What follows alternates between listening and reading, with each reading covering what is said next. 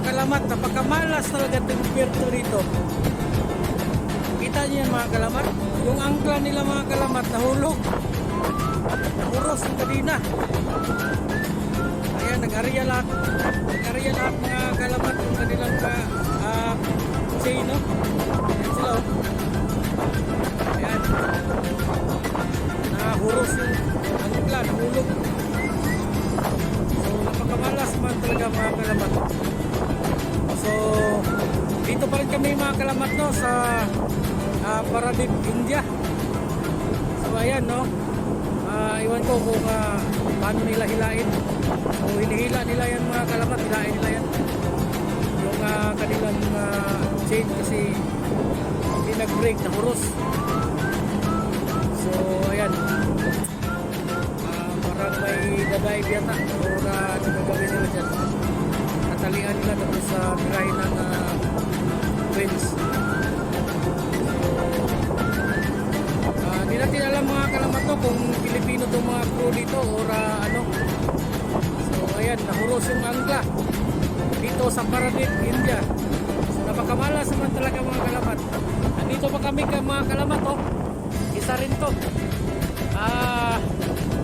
nagkukuling pa rin hanggang ngayon. 4 na araw na yan mga kalamat, no?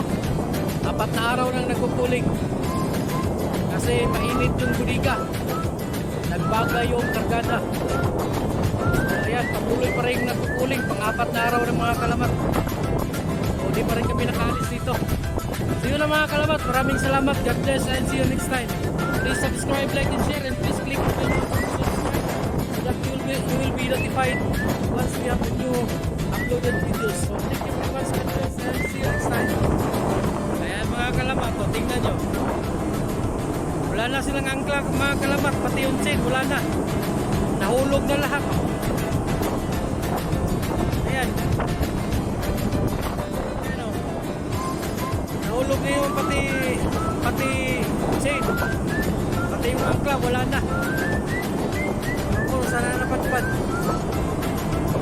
Bumuros yan kanina mga kalamat. Ayan siya. So dito pa rin kami, no, sa Paradip. So dito mga kalamat, continuous pa rin yung cooling natin. Ayan,